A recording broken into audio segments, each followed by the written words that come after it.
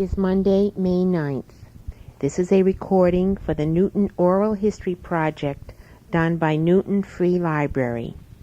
I am Beverly Herney, and I will be doing the interviewing. The narrative will be done by Isabel Coleman, a resident of Newton Corner. Isabel, would you give your name, address, and tell us how long you have lived in Newton? I forget we have to do this.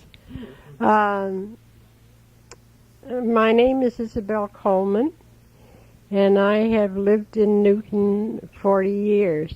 I came to Newton in 1948, and what else do I say at this moment? Perhaps you could tell us what Newton was like in 1948 when you first lived here. I came to Newton because I had a small child. She was about a year and a half old, and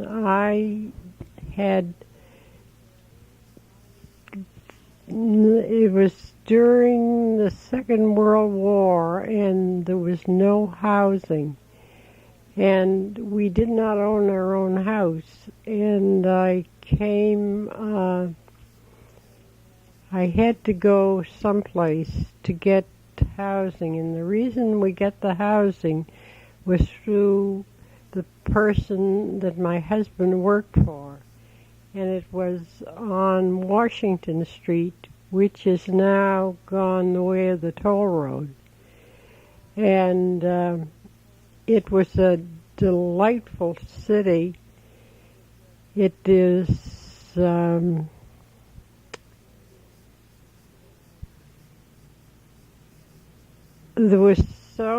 the people were so friendly, but the main reason I came was on account of the school system. I had heard that it was a great school system, so we decided to move here. And were you happy then with the schools when your daughter finally? Oh, yes. Yes, she went all through the school system, and I was very pleased with it. Let's start right there.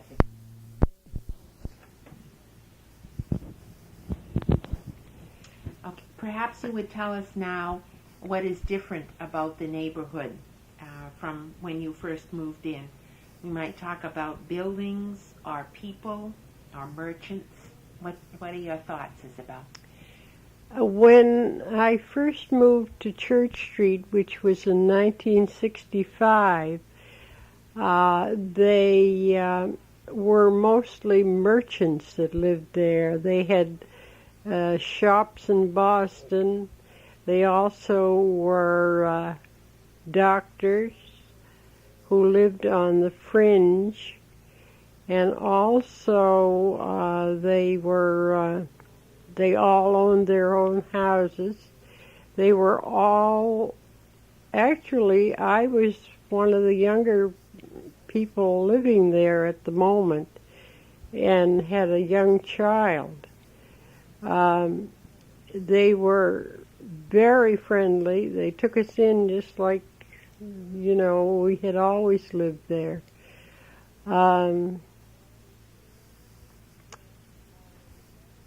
Now, within the last 7, 8, 9 years, the whole neighborhood has changed. Most of those people have gone to nursing home. A great many of them have passed away. There are about 2 or 3 of the original families left, and most of them are real young career people, the real yuppies. But I find them very stimulating and it's sort of nice to have a exciting neighborhood. And the property, I find, has been brought up to par, and I really am quite pleased with the neighborhood.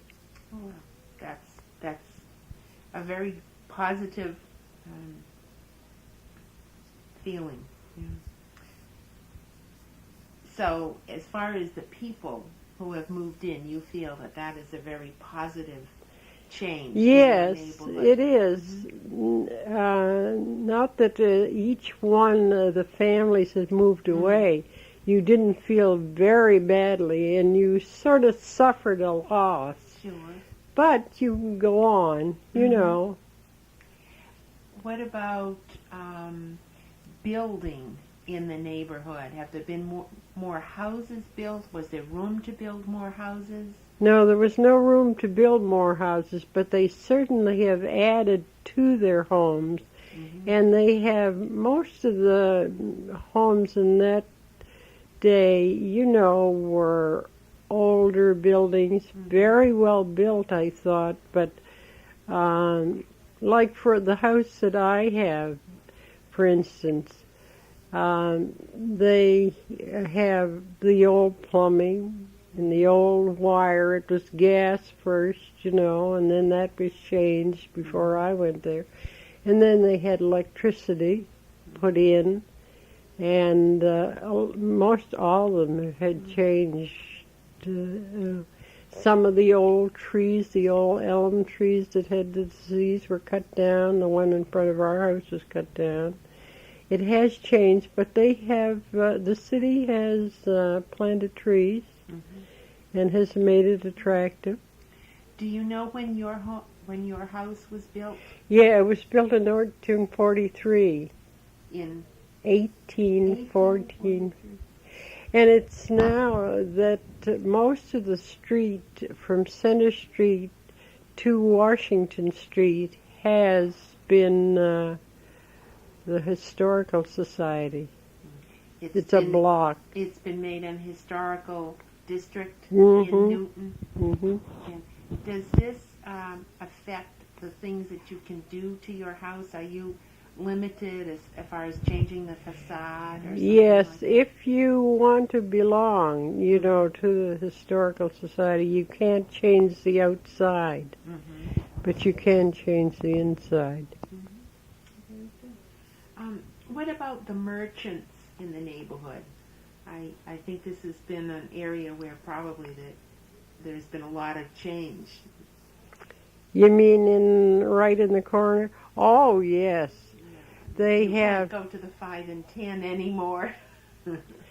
all this big change. In fact, the one thing that distresses me about Newton Corner is that it is not a shopping district. You can't buy anything in, but yet on Center Street we are very fortunate to have that small block of the drugstore, the library across the street, and there's a hairdresser and a market, a very up-and-coming market. But out on, and of course we have the banks. We have all kinds of banks. You could live right here in the corner, but it's not. There used to be hardware stores. Remember Moore's hardware store and everything? And now that's all gone. Well, I can remember when the bank was in Newton Corner, the big bank building. Right in the center. Where the Turnpike is gone. Yeah. But I also remember that across the street from that, there was a block of stores, which included a 5 and 10. Oh, well, when I first came there was Park Snows. It had burnt down. And there was a Waldorf there. Really? Yeah. And what else was in? And the dear little old lady who used to sew and have all kinds of buttons and, you know, those little boxes you'd have. Just looked like those blue boxes there. Like little envelope boxes. Yeah. And she used to, I used to love to get in there because you could buy anything that you wanted. Did that store become Barnett's, the fabric store? No, Barnett's came in after she went, but they didn't stay too long. Barnett's came in over on Washington. No, not Washington. Center Street. Yeah, it was the Center Street. And they were there for quite a while. That was a beautiful store. That was, yes. So we've talked about some of the changes that were positive, and we've touched on the negative aspects in the change of the merchants and so on. But what about the Turnpike? Well, I wasn't crazy about the Turnpike in the beginning until I went to several meetings and sort of got what they were trying to do. And then I just loved it because my husband used to go to work on that fast bus every morning, and he used to work in 12 minutes. Isn't that remarkable? Even though it's probably a few years later now, you still could get to downtown Boston. Oh, yes. In 15 minutes. Yes. And anybody that has property in this vicinity, people are just dying to come here and live because of the toll road, really. It did take away houses, though. Oh, like it was heartache.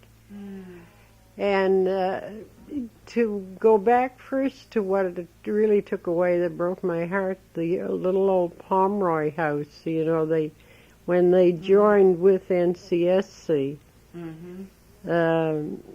it really, on Hovey Street, that was a heartbreaker because when I first came to Newton, the first thing I volunteered for was a volunteer for Helen when Helen Sandstrom was there.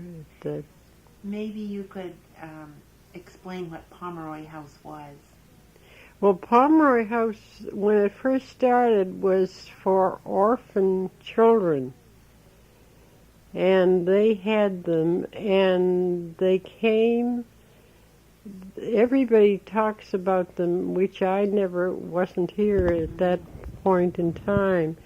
But they talk about them coming to the Baptist church, then bringing these little ones with pigtails and coming to the church. The Baptist church there on Church Street, the big old Normandy one. And the woman that's left Pomeroy House was the nurse for one of the president's sons. You don't remember which one? No, I don't know what his name was. She was nursemaid, like? Yes. No, she was a registered nurse, I guess. But she was a nursemaid for and her name was? I don't really know now what her name was. I could look it up and give it to you, and you could fill it in. Oh, okay.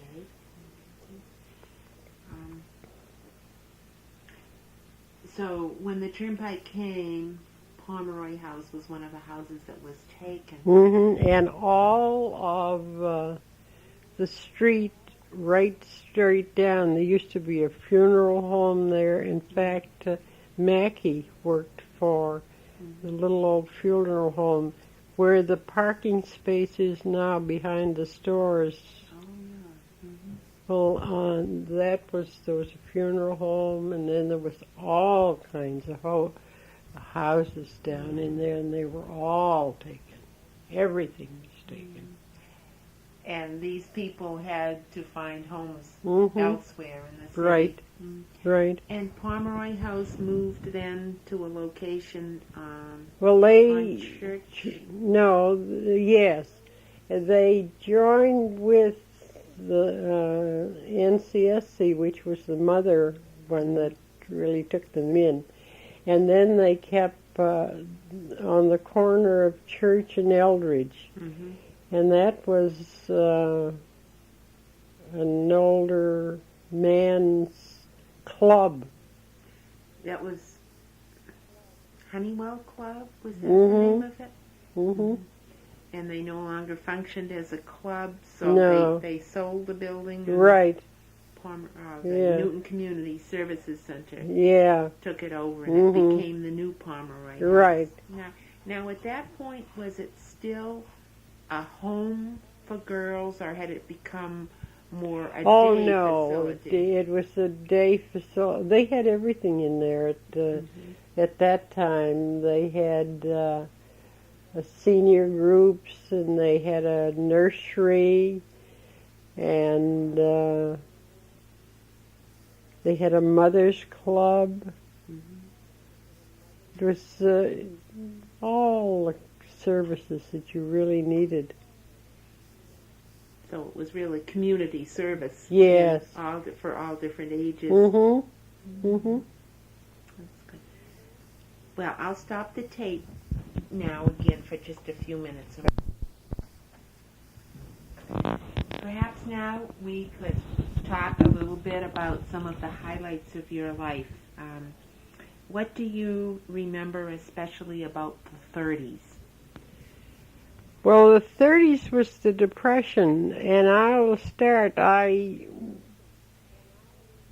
decided I would get some more education because I had been let go as a nurse because I was married, and no married people could work if they had one family. And so I lost my job, and a month later my husband was working for Coca-Cola. He was in some kind of the finances of it. And we both had no jobs. So I decided we might as well go to New York and see what we could do for... so he got a job part-time, and I went to school, and we had no money to do any entertainment or anything, so we used to do a lot of walking, and we also took our dog with us. And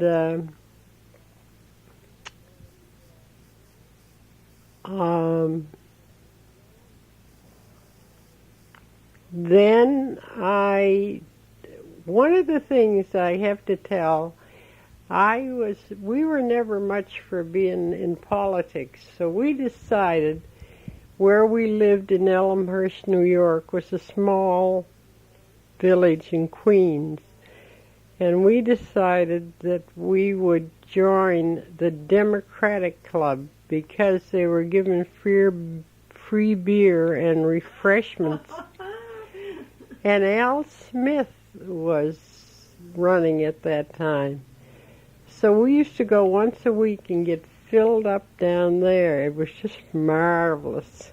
Oh, that's a good story. Yeah, and then after we lived there for about a year, but the first thing we knew, Mr. Roosevelt closed all the banks just overnight, just like nothing. And we couldn't get our money out, and we were stranded. And most of our people had no money either, so, but they did get us home. And I went to Malden, and I lived in Malden, Mass. And my husband got on the WPA, and that was he was a foreman on the WPA. That was for people that They fixed roads and they fixed everything. I really don't know what they did all together. We should really look that up and see what the... I can recall down in Newport, Rhode Island, seeing little brass markers still on the sidewalks saying that they were built as a WPA project. Yeah. He was very fortunate, of course, like everything. He got it through somebody he knew.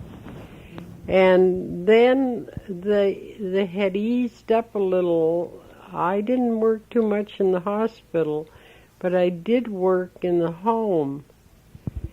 But then the hospital decided they'd put me in something new when, in the latter part of the 30s, because all hospitals had to be able to know how to evacuate. Oh, they were anticipating war? Oh. You know, they always get a little ahead of things. And that's how I really got back into nursing. And we had to make a plan that you could evacuate so many patients and where we would evacuate them to. And this was in the late 30s? Yes. Isn't that interesting? Mm-hmm. Almost into the 40s. It was just pulling into it. And we had... and then eventually I went back into nursing again. One big event that we all think of in the 30s is the hurricane. Oh, Can you tell yes. us about the hurricane? I forgot all about that. The hurricane was really a revelation to us because I had never known about one or never been in anything. And John was working at a real estate place, and they had considerable damage from it, all lights. And what alerted me, I happened to be home, I don't know why, at that particular time, and we had a dog, a Samoyed dog, and he really was so upset. He cried and went on, and he wouldn't go out, which was very unusual for him. And he got under our china closet in the dining room, and he stayed there. He never moved after that. So that, I think, he acted so weird, I thought, well, something's going on. The only thing then I did look out, and the sky looked dark. Well, it was kind of a yellow, funny color. Everything. And it was very hard to breathe at the last of it. It was warm. And oh, very humid. Mm-hmm. Okay.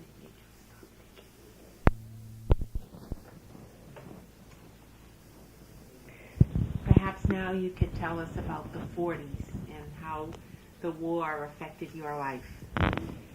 Well, the war certainly did affect us because we had started by then to sort of get our lives together, and we lived in Malden, and we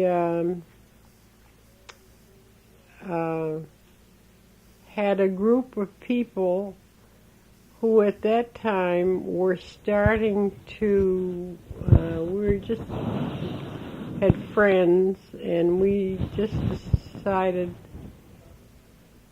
and about that time the war came on, and we hadn't, I don't think we really were all in it at that time, but they started drafting. I know my husband had a number, and I think it was put in a fishbowl and it was drawn out.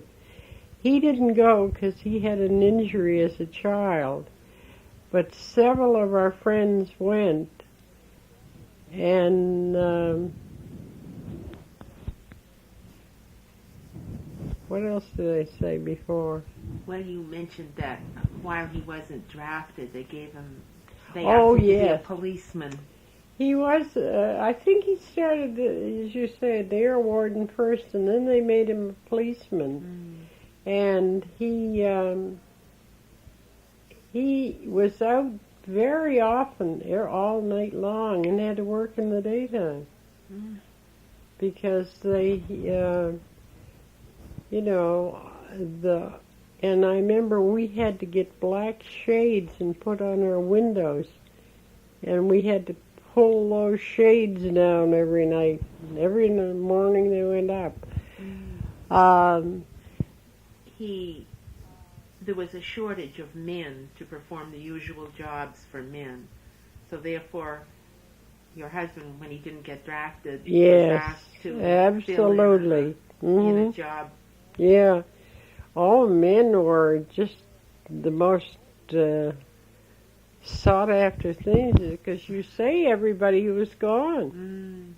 In the end, there was very few men left in Malden or anywhere around. My husband still has his uniform, and we put on Halloween parties at Underwood School, and he used to act as a policeman, and the children really thought he was a policeman. It was great. This is in the late 40s. Yes. Or even in the 50s, when your daughter would have been in school at Underwood. Yes. And that was a long tradition in the city of Newton, was it? Had Halloween parties. Yeah, we had Halloween parties. I remember we started in kindergarten, and we had one every year, right up all the way. And then I had it at the Y, when junior high. And then, of course, they had the dances at high school. It went right through. And I don't know, they don't have them, I guess, anymore, do they? I think in recent years they haven't. No. Unless it hasn't been a citywide sponsored event. If the individual schools wanted to have a party, they've done it, I think. Well, it's like everything today. There's so many of the people have gone back to work, It's really, that's one thing I feel the city has changed. It's not the city only, it's every city. It's that so many people had to return to work. Some people wanted to, but some people had to, in order to keep enough money coming in. This is because the cost of living is so high? Yeah. Is this a Newton phenomena, or No, I think it's more than that. I think it's probably all over Massachusetts. Probably in other parts of the country, I don't know, but I think it's certainly in Newton. And it's like houses and rents are fantastic. I don't know how people pay them today. Well, you sort of explained that before, because you said both husband and wife worked. And it took, to go back to it took so many people to put on a Halloween party. Yes, it did. Tremendous lot. And so I think that, that was one of the reasons. All times change anyway. Perhaps this would be a good time to talk about some of the volunteer things that you do, because you've already started to talk about the Halloween parties and things through the PTA. Well, the first I did a Brownie Troop from Underwood School, And I did that up to they graduated from Bigelow. And that was a fun thing to do. But every Tuesday came around very fast. I took them in the second grade. In the second grade, they were quite small and had them to go home and then come back. And so I decided they could carry a lunch. And we did that for 2 years. That was sometimes it was a disaster, but sometimes it was great. But they were a very nice bunch. The reason I got hooked into that was that they couldn't find anybody to be the leader, and my daughter wanted to be a brownie. Oh, yes. So, what do you think? And Marion Hamilton, I don't know if you ever knew her. No. She was my assistant, and boy, we really got along well, and we really had she had a daughter too who wanted to be a brownie. And so that was my first venture. And then the next thing I did was I volunteered at the Pomeroy House because I had a friend who wanted somebody to help her do the senior citizen. They used to, every Friday afternoon we had senior citizens. And they were just women of the neighborhood. And there was probably about, we started with 12 and then it got so big we had to break it in two because there was just too many. And then the next thing I did, Mayor Baspis, they wanted a council on aging in the city. So Mayor Baspis asked me if I would be a commissioner on that, and so I'm still on that. Now, this would have been in the early 60s? I have the date down when I 60, no, I would think it's the middle 60s. Middle 60s. Mm-hmm. I have a date down there. In fact, the Pomeroy House has the date of it too. Mm-hmm. And then from there, then I went on the I worked on the health department as a commissioner. And then I worked on,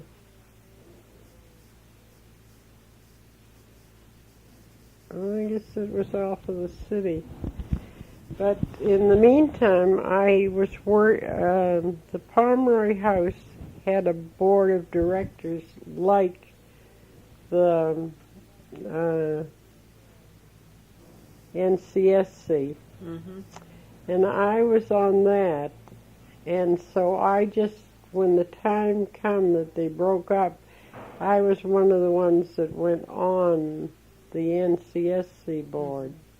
That's the Newton Community Service Center, which is now in West Newton. Mm-hmm. Mm-hmm. Yeah. I guess it's always been in West Newton. I guess it has been. Yeah, to tell you the truth. Mm. But you mentioned Chris from Pomeroy. Yes. Mm-hmm. Yep. And you also served on the Human Services Advisory Committee. Yes. Are you still on that committee? No, I'm not. I went off when John got sick. It was just too much. I couldn't make it. Could you tell a little bit about that, what that group did? And you could tell better yourself than I could, because you were in. It was an advisory committee to the mayor. Right. For spending part of the block grant money, which came from HUD. Mm-hmm. And most of this money went for bricks and mortar projects, but a certain percentage, usually about 10%, was allotted for human services. And it was the duty of the committee to screen the applicants who wanted money for various human services projects. Mhm. They're still going very good, Mm-hmm. but they're getting less and less money, which is too bad.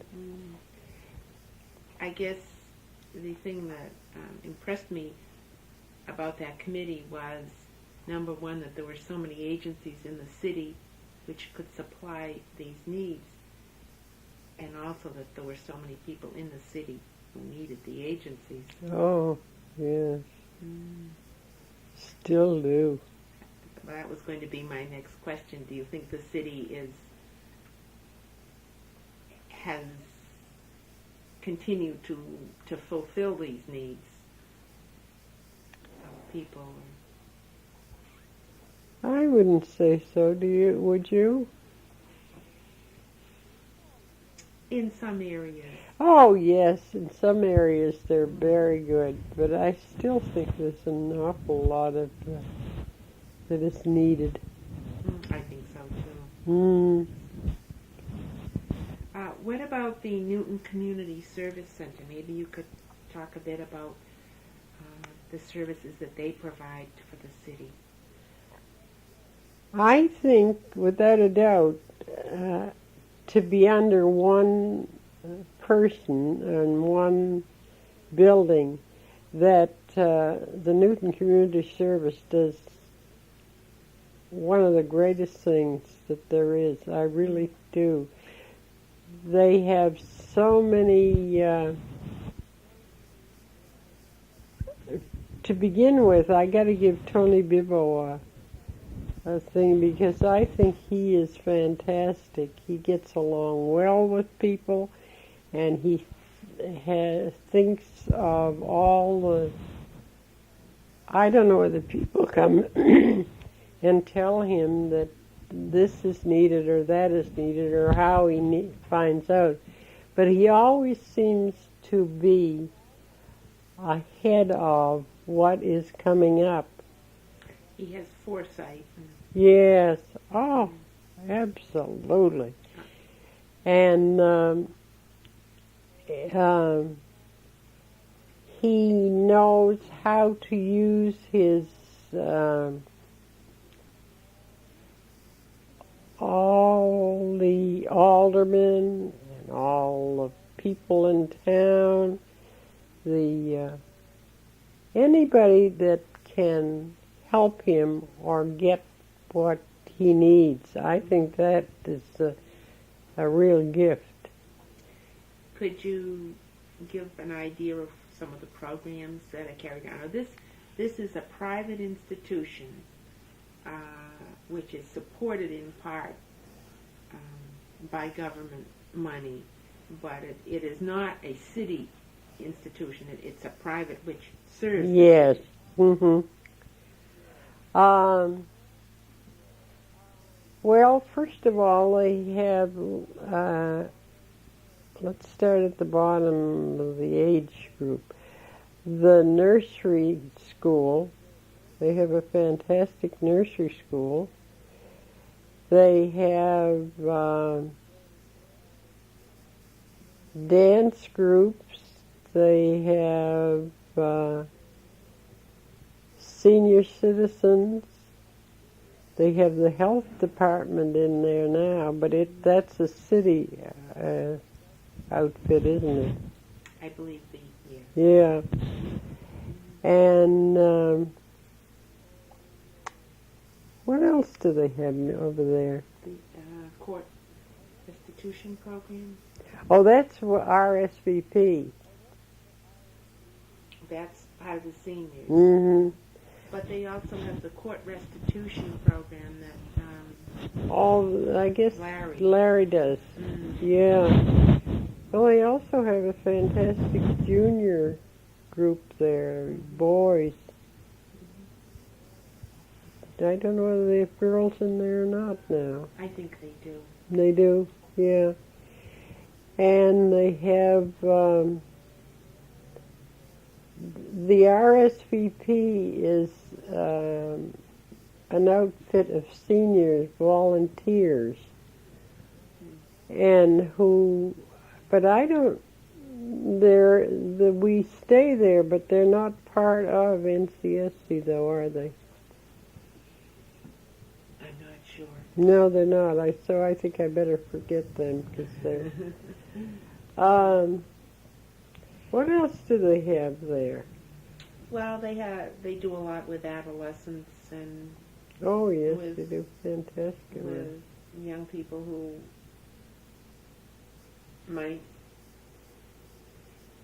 really benefit from having a group who is willing to look out for them. Mm-hmm. Mm-hmm.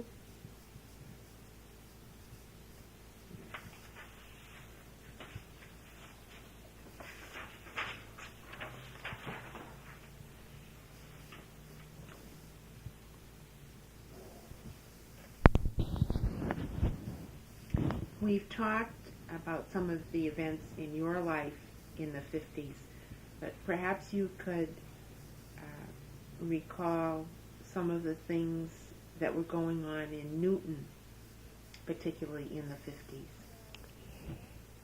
Well, my daughter was in college, and of course it was a very nervous time for parents. But and then she went on to graduate school at the end of the 50s, and so she got through very well, and she is now in education. She's a psychologist in the school department. So she did all right. But I found a great deal of unrest, and people there was so much going on that made people unhappy. And they had a hard time in the 50s. Adults as well as young people, and even younger people seemed to have a hard time. The divorces were just rampant at that time. I remember even the school superintendent got divorced. Oh, it was a big to-do. I don't know, you can cut that out if you want to. I think, it was a very unhappy time for most people. I know I worked tremendously hard during the 50s because I had so many people that were very unhappy or hurting, and if it wasn't their daughter or their son or their husband or something, it just seemed, I really was, I used to be exhausted when night came. I remember that about it. When you say you worked with them, were you employed as a nurse, or was this a volunteer? No, I was employed. Mm-hmm. Yeah. I was a part of the religious education,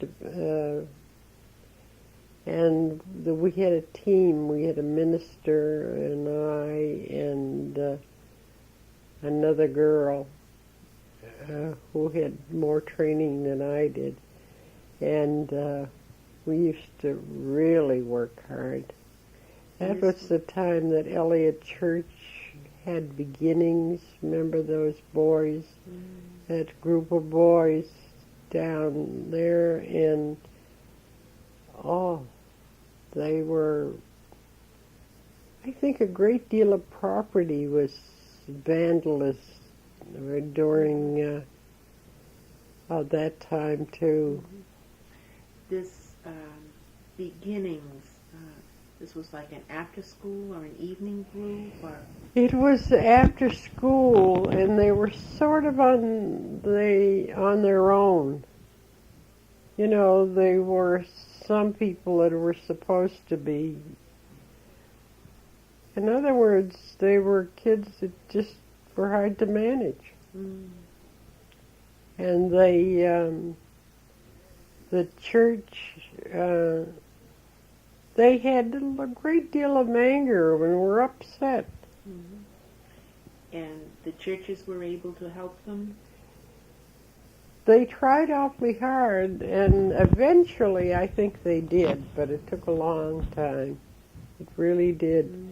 I would say all through the 50s, even up into a little bit of the 60s. What changes do you see in the role of the churches in the community at Newton Corner? I feel that the churches did a great deal in that time. I really do. They, young people at that time had a different view than they have today, I think, and a different view than when my daughter was growing up.